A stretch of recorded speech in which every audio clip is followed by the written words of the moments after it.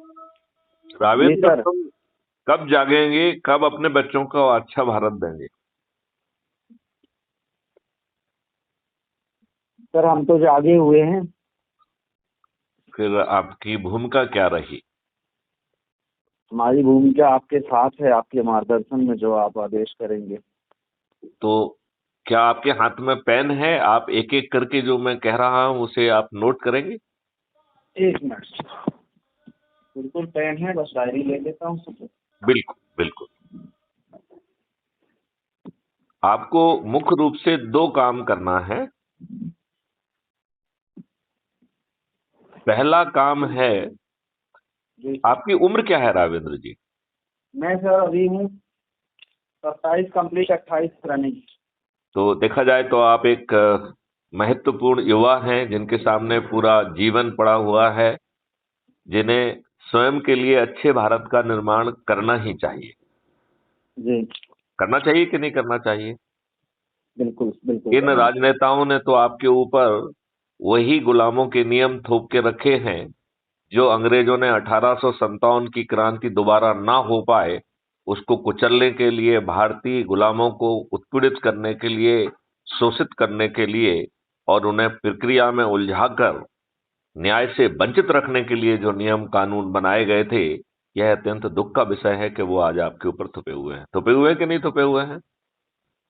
बिल्कुल सर छुपे हुए हैं। तो मेरे क्या सभी लोगों के साथ छुपे हुए हैं सर। आप बिल्कुल ठीक कह रहे हैं। और इसमें भी हम जैसे लाट साहबों को 75 सालों में इन दुष्ट राजनेताओं ने अपने लाभ के लिए इतने और असीमित अधिकार दे दिए हैं कि आप 15 अगस्त 1947 की तुलना में आज बड़े गुलाम हैं। जी आज आप 15 अगस्त 1947 की तुलना में बड़े गुलाम हैं। जी जी देखिए, एक स्वतंत्रता संग्राम सेनानी जिसकी कोई हैसियत नहीं थी, उसने ऐसे अंग्रेजों के दांत खट्टे कर दिए जिनके फैलाव के कारण, जिनके साम्राज्य में सूर का जो है नष्ट नहीं होता था। हम्म। आज जो है हम लोगों ने अपने परिश्रम से जो थोड़ा बहुत समृद्धि हासिल की है, हम इतने डरे हुए हैं कि कब ये दुष्ट लोग जो है ना हमारे ऊपर जो है हमको प्रताड़ित कर देंगे, हमारे ऊपर छापा डलवा देंगे और हम जो है कुछ नहीं कर पाएंगे। आज हम बड़े सहमे डरे और बड़े गुलाम नहीं है क्या? बिल्कुल सर गुलाम हैं। बड़े गुलाम, मतलब अंग्रेजों के जी समय से आज आप ज्यादा बड़े गुलाम हैं। आप सहमे हुए भी हैं, डरे हुए भी हैं, सताए हुए भी हैं और चारों तरफ से आपको ऐसा घेर लिया गया है कि आप जो है प्रक्रिया में उलझे हैं। आज ये बताइए, हर व्यक्ति परेशान है, हर व्यक्ति दुखी है, हर व्यक्ति बिजी बिजी है, उसे किसी चीज में समय ही नहीं मिल रहा है। ये बात सही है कि नहीं है? हम्म। आपको एक भी ऐसा व्यक्ति नहीं मिलेगा जो कि कहे कि साहब मेरे पास समय है क्या? फालतू लोग कह सकते हैं सर, बाकी आ, वो फालतू है, उनके लिए कोई महत्व नहीं रखता है। जिन्होंने जो थोड़ा बहुत कुछ कर पाया है वो तो सब फंसे हुए हैं। राइट। बिल्कुल बिल्कुल सर। और जो नहीं फंसे हुए हैं वो इनके दामाद हैं, वो इनके हम्म। फ्रीबी के जो है ना पात्र बन गए हैं, दारू के जी पात्र बन गए हैं। इन जी दुष्टों ने उनसे तो मानव सुलभ जो चीजें हैं वो भी छुड़ा ली हैं। जी। मानव का सम्मान छुड़ा लिया है उनसे। हम्म। मानव की श्रम करने की जो शक्ति है उसको छुड़ा लिया है। मानव के हम्म। श्रम करने की सोच को छुड़ा लिया है। तो ऐसे बहुत सारे लोग तो मानव तन में कीड़े मकोड़े हो गए हैं। ये हस्त जी। किया है, इन्होंने किया है कि नहीं किया है?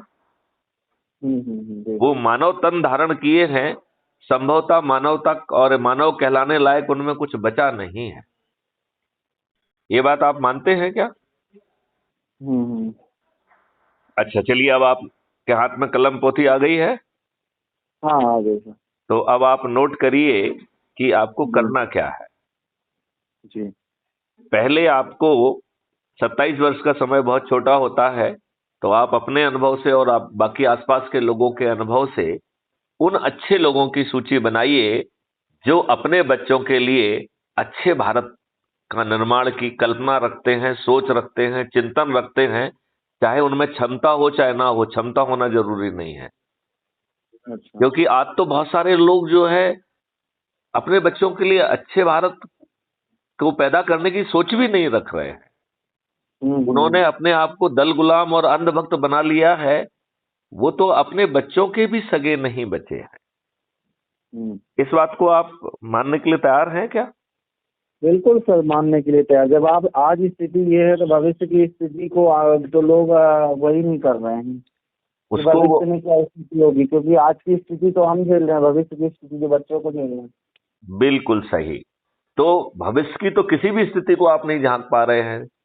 आपने रासायनिक फर्टिलाइजर और पेस्टिसाइड का उपयोग करके अपने खाद्यान्न को जो है ना विषाक्त बना दिया है। आज जो हम भोजन करते हैं वो कैंसर कारक हो गया है। आज हम 18,000 लीटर दूध, 18 करोड़ लीटर दूध हम प्रतिदिन जो है ना पैदा कर रहे हैं, और 65 करोड़ से अधिक लीटर दूध जो है वो हम कंज्यूम कर रहे हैं, और लगभग जो है 50 करोड़ लीटर दूध टैंकरों में हानिकारक केमिकल्स, यूरिया आदि से बनाया जा रहा है, जो कि कैंसर कारक है। यदि हमने इसको अरेस्ट नहीं कर पाया, हमने ऐसी इस दिशा को नहीं बदल पाया, तो 2029 तक इस देश की 66% पॉपुलेशन कैंसर के बीमारी से पीड़ित होगी। हर 3 भारतीयों में 2 भारतीयों को या तो कैंसर होगा या ऑटोनोमस डिसीज होगी। तब आपकी स्थिति क्या होगी? आपका फिजिकल, मेंटल, साइकोलॉजिकल स्टेटस क्या होगा? आपकी युवा आर्थिक। वर्ग, जी सर बिल्कुल सही बोल रहे हैं सर। यही कारण है कि आज की डेट में युवा, जो भविष्य की बात कर रहे हैं, आज की डेट में युवा वर्ग में ये सब समस्याएं आना चालू हो गई। अरे कैंसर हो जाएंगे, बिल्कुल। छोटे छोटे बच्चों को कैंसर होंगे। 66% बहुत बड़ा नंबर है। तो क्या हम इतने दुष्ट हैं कि अपने बच्चों को ना अच्छा भारत देना चाहते हैं, उन्हें कैंसर युक्त भारत देना चाहते हैं, कैंसर मुक्त भारत नहीं देना चाहते? क्या हम अपने प्रति और अपने बच्चों के प्रति और अपने भविष्य के प्रति इतने दुष्ट हो सकते हैं? बिल्कुल सही बात। मेरी भाषा आपको सुनने में थोड़ी सी कठोर लग रही होगी, लेकिन वो यथार्थ के बहुत नजदीक है कि बिल्कुल नहीं है? सर। आप तो सर देखिए क्या है, मेरे नजरिए से मैंने तो इस छोटी सी उम्र में बहुत कुछ देखा है, तो मेरे को बिल्कुल ऐसा नहीं लग रहा है, क्योंकि दुष्ट भाषा से ज्यादा बुरा दुष्ट प्राणी होता है। जब दुष्ट प्राणियों को हम झेल रहे हैं तो दुष्ट भाषाओं का बहुत ज्यादा वो नहीं होता है, क्योंकि ये हकीकत है। तो दुष्ट क्रिया करके बोले या प्रिय क्रिया करके बोले, सत्य ही निकलना है। आप प्रिय शब्दों से बोलिए या कठोर शब्दों से बोलिए। नहीं, वो कठोर शब्दों का चयन बहुत सोच समझ के किया जा रहा है, जिससे हम आपको झकझोर सकें, आपको जगा सकें। बिल्कुल। मीठे शब्दों से आप नहीं जागे। तो ये आपको जगाने की, आई डोंट नो कि सफल या असफल कैसी कोशिश है, ये तो समय बताएगा, लेकिन कोशिश जरूर है।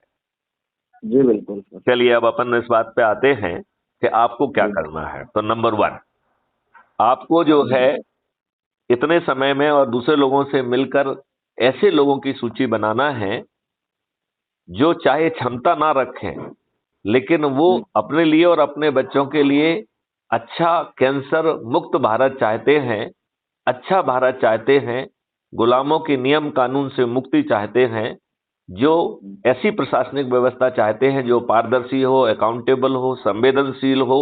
ऊंचे पदों पर बैठे हुए लोग यदि सही समय पर सही निर्णय नहीं लेते हैं तो उन्हें लाखों का हर्जाना देना हो। 5 सर्टेनिटी के साथ अपराध मुक्त भारत हो, हमारी शिक्षा व्यवस्था बदले, हमारी जमीन फिर से जो है रासायनिक विष से मुक्त होकर उपजाऊ हो जाए, जो किसानों की आमदनी 5 गुना हो जाए और श्रमजीवी लोगों की आमदनी 10 गुना। भारत में कोई व्यक्ति गरीब ही ना बचे।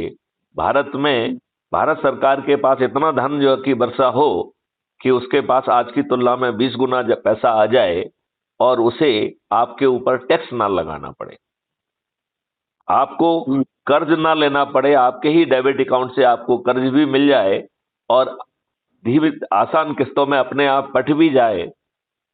ऐसा अद्भुत भारत जो चाहने की सोच रखते हैं, ऐसे लोगों की जो है सकारात्मक लोगों की एक सूची बनाई जाए। राइट जी जी जी। ये सूची आपको हर दिन बनाना है और उसमें एडिशनल लोगों के नाम जोड़ते जाना है और वो हर दिन भेजना है। एक पॉइंट आपको क्लियर हो गया है? जी बिल्कुल सर। आज की सूची आप कब तक भेज पाएंगे? आज रात तक भेज देंगे? आज की सूची सर आज हम रात में सर जो है ना भोपाल के लिए प्रस्थान कर रहे हैं रेवांचल एक्सप्रेस के माध्यम से। तो आप रेवांचल एक्सप्रेस से निकलने के पहले वो सूची जो है ना हमको टेलीग्राम ऐप के माध्यम से भेजिए। और यदि आप टेलीग्राम ऐप का यूज नहीं कर रहे हैं तो मैं आपसे अनुरोध करूंगा कि उसे डाउनलोड कर लीजिए। वह व्हाट्सएप जैसा ही होता है लेकिन व्हाट्सएप से बहुत अच्छा है। उसमें आप एक ग्रुप में 2 लाख लोगों को जोड़ सकते हैं। तो जिन अच्छे लोगों को आप कह रहे हो उनसे फोन लगाओ, उनसे टेलीग्राम ऐप डाउनलोड कराओ और उनको अपने उसमें जोड़ भी लो। राइट और उसमें जिसमें उनको जोड़ो उसमें आप मुझे भी जोड़ लीजिए। ठीक है ना जी? क्लियर। और एक तो हो गया है काम ये। दूसरा आपको ऐसे सभी संगठन बनाना के नाम जो है ना लिखना है जो आपके आसपास हैं, जो जाति स्पेसिफिक हो सकते हैं, प्रोफेशन स्पेसिफिक हो सकते हैं। राइट तो जैसे आप पंडित हैं तो पंडितों का एक ग्रुप हो सकता है। राइट संगठन हो सकता है। राइट व्यापारियों का संगठन हो सकता है, किसानों का संगठन हो सकता है। राइट ये तो हो गया जनरल। श्रमजीवियों का संगठन हो सकता है। राइट और कुछ जो है प्रोफेशनल संगठन है, जैसे शिक्षकों का संगठन, जैसे आपके पत्रकारों का संगठन। राइट पत्रकारों का एक महत्वपूर्ण संगठन हो सकता है। राइट आप जो है जैसे वकीलों का संगठन। राइट जैसे इंजीनियर्स का वो डॉक्टर्स का।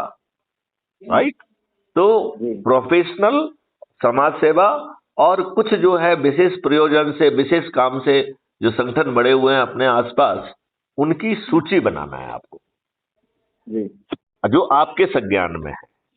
और उस सूची में उसका जो भी चीफ जिसको आप जानते हैं उसका नाम लिखना है और उसका मोबाइल नंबर लिखना है। ये दूसरा काम करना है। राइट जी ये दूसरा काम समझ में आ गया जी। तीसरे काम में आपको जो है उसके जो भी अध्यक्ष या चीफ है उससे बात करना है और उससे अनुरोध करना है कि वो जो है अपने ही संगठन का एक फॉर क्राइम फ्री भारत, मतलब वो संगठन आपका इंडिपेंडेंट बना रहेगा, उनके ही संगठन को एक रेप्लिकेट क्रिएट करना है for crime free Bharat. Okay right और यदि वो बहुत बिजी हैं, यदि वो स्वयं अध्यक्ष नहीं बनना चाहते हैं तो किसी ऐसे व्यक्ति को जो योग्य है उनकी नजरों में उसे अध्यक्ष बनाना है। क्लियर? अच्छा अपना उनके जो उनका संगठन का उन्होंने जो निर्माण किया है उसमें उनका संगठन यथावत बना करना है। उनका संगठन यथावत बना रहेगा। ठीक है। उन्हें अपने संगठन के पैरेलल में उनके संगठन फॉर क्राइम फ्री भारत बनाना है। अच्छा राइट राइट जिससे कि कोई एक ना कहे कि ये संगठन तो इस काम से बनाया गया था, आप क्राइम फ्री भारत, अच्छे भारत की बात क्यों कर रहे हो, हमें तो बुरा भारत चाहिए, हमें तो दुष्ट भारत चाहिए।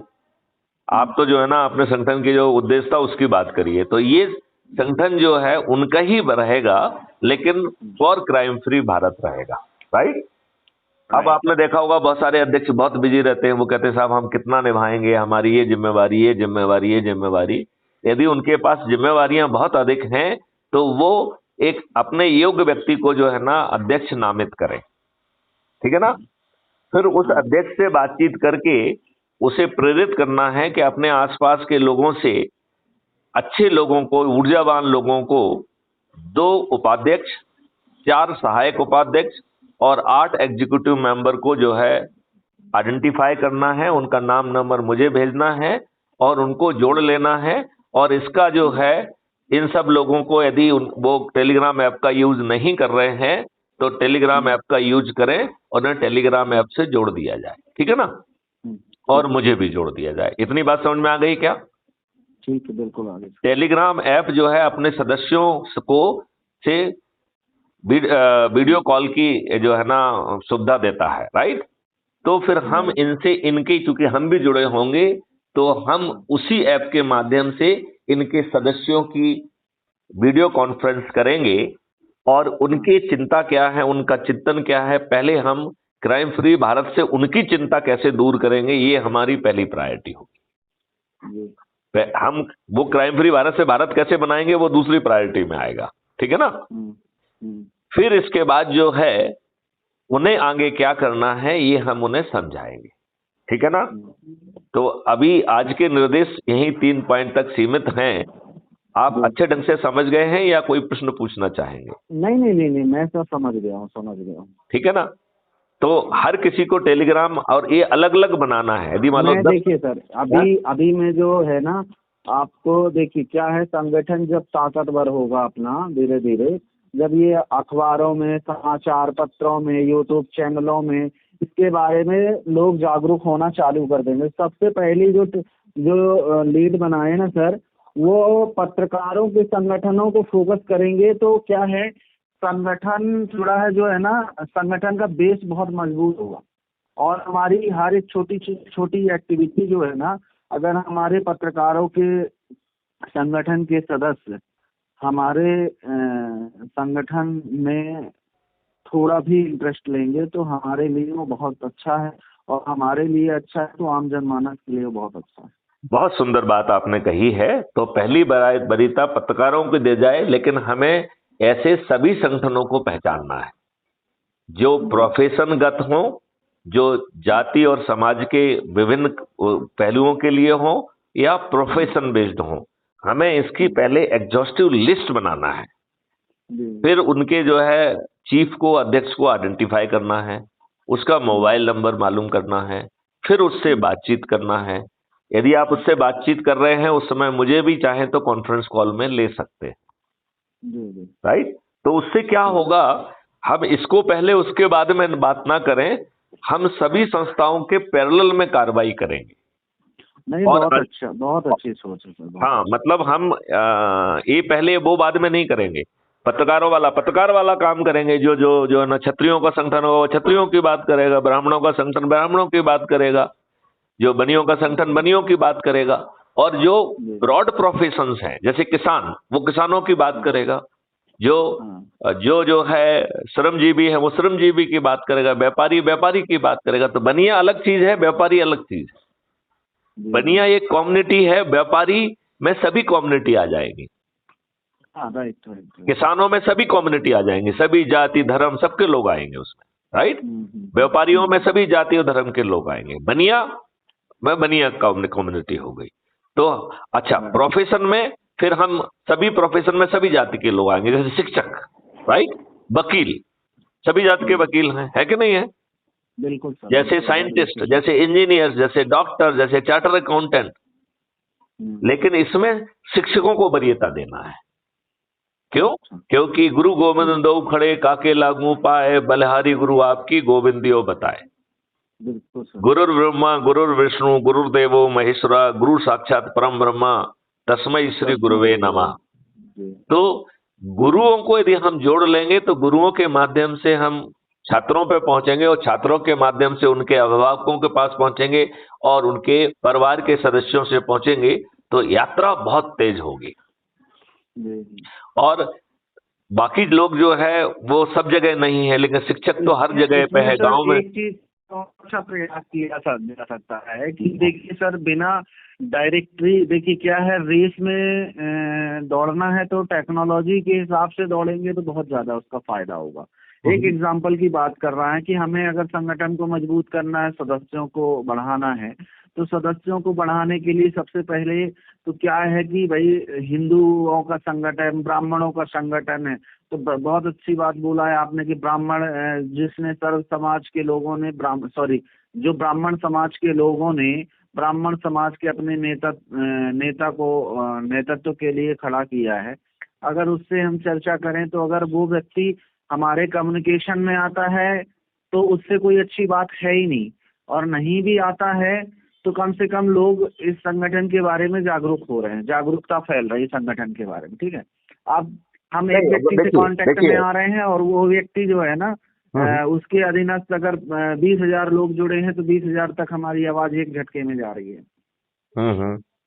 और इसका एक अच्छा पहलू ये है कि थोड़ा सा कनेक्टिविटी अगर बनाए, हर मध्य प्रदेश शासन जो है जिस हिसाब से बनी हुई है उसकी एक रूपरेखा बनी हुई है, समितियों का पंजीयन होता है, संगठनों का पंजीयन होता है, वहां से अगर ये हमें पंजीयन डायरेक्ट। वंजीन के चक्कर में ना रहे अपन। नहीं नहीं, मेरी बात तो सुनिए सर।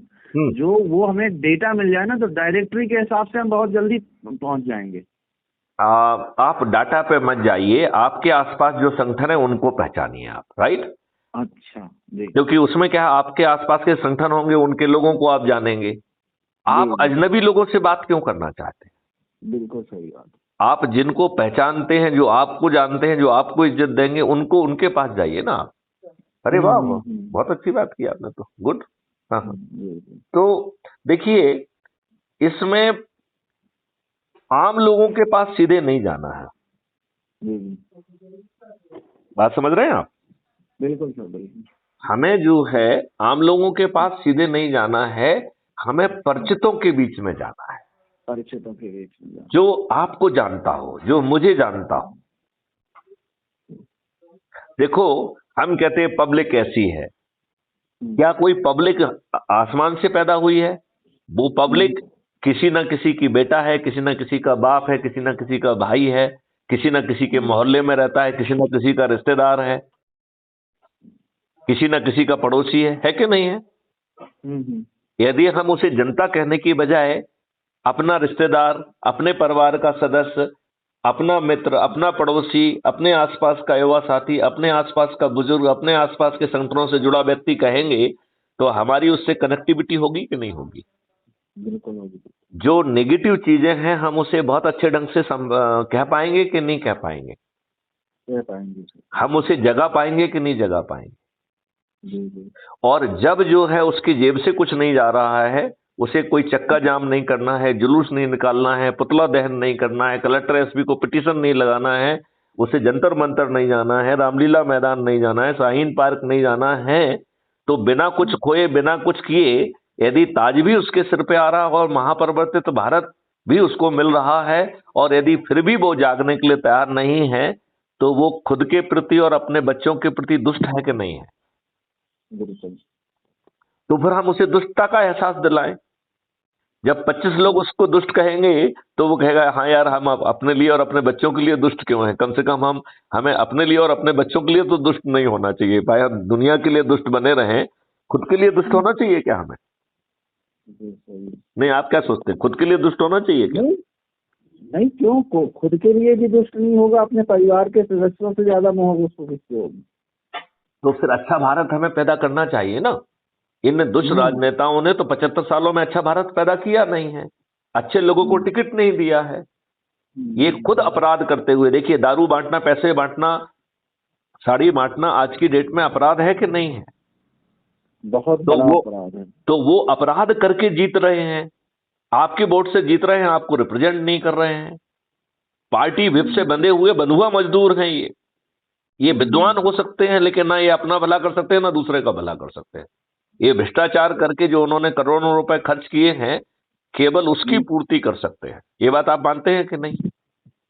बिल्कुल बिल्कुल बिल्कुल सही है। तो राविंद्र जी, क्या मैं आपसे अपेक्षा करूं कि पूरे कमिटेड होकर जो 3 सूची की मैंने अपेक्षा की है, ये हर दिन आपको देना है, क्योंकि आपको एग्जॉस्टिव लिस्ट नहीं बनाना है। आज 4 के नाम आ रहे हैं तो आज 4 के नाम लिखिए, ठीक है ना? बचे 2 के नाम कल लिख लेंगे, परसों लिख लेंगे। तो इसे हर दिन की एक्टिविटी बनाने के लिए आप तैयार हैं क्या?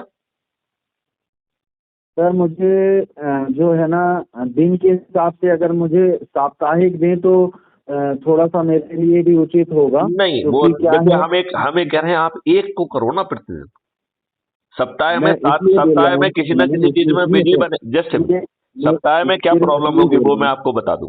सप्ताह में क्या होगा कि 7 दिन निकल जाएंगे, तब आपको याद आएगा कि हमने काम ही नहीं कर पाया। डेली में क्या रहेगा कि हाँ कम से कम यार एक को तो करना है, हम डीजी साहब को क्या बताएंगे। आप बात समझ रहे हो ना। सप्ताह में आप बड़ी लिस्ट बना लीजिए जिसमें 4-5 नाम हो, लेकिन प्रतिदिन कम से कम एक नाम का टारगेट तो रखो। ये बात समझ रहे हो ना। जी जी जी। नहीं तो क्या होगा, 7 दिन निकल जाएंगे, तब कहोगे यार सर हम तो देख ही नहीं पाए, हम तो इसमें बिजी हो गए, हम तो शादी में चले गए थे, हम तो हमारे तो अस्पताल में भर्ती थे, हम बीमार हो गए, फलाना बीमार हो गया। तो ये काम हम जब बीमारी में बैठे हुए तब भी करना है। जी जी। जब जैसे मान लो हमने उसकी देखभाल कर ली, सब कर लिया, और बाहर हम वेट कर रहे हैं, तो अपना इस पर होमवर्क करने लगे। इससे जो हमारा कष्ट है वो भी थोड़ा सा कम होगा, उसका एहसास होगा कि नहीं होगा। जी जी। हमारी पॉजिटिविटी बढ़ेगी, बढ़ेगी कि नहीं बढ़ेगी। बिल्कुल बढ़ेगी। तो यदि आप पूरी बात समझ गए हैं तो इस वार्तालाप को विराम करें। जी जी जी। आप अपने साथियों को क्या संदेश देना चाहेंगे, पत्रकार साथियों को क्या संदेश देना चाहेंगे। पत्रकार साथियों को सबसे पहले तो सर, पत्रकार साथियों से नहीं, हम संगठन के जो प्रमुख हैं, हमारे जो लोग हैं, पहले हम उन लोगों से कुछ लोगों से बात करेंगे अभी। ठीक है, ठीक है।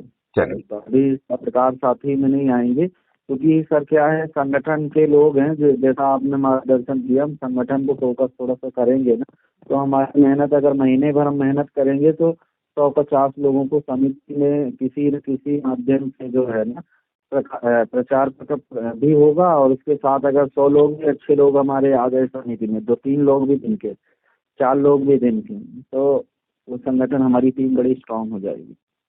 बिल्कुल सही आपने कहा है, लेकिन साथ में वो ध्यान रखना है कि टेलीग्राम ऐप को डाउनलोड करना है, उनको टेलीग्राम का ग्रुप बनाना है, क्योंकि उसमें 2 लाख लोगों के लोग जुड़ सकते हैं, और उसमें मुझे भी जोड़ देना है। ठीक है ना, बस इतना ही काम करना है।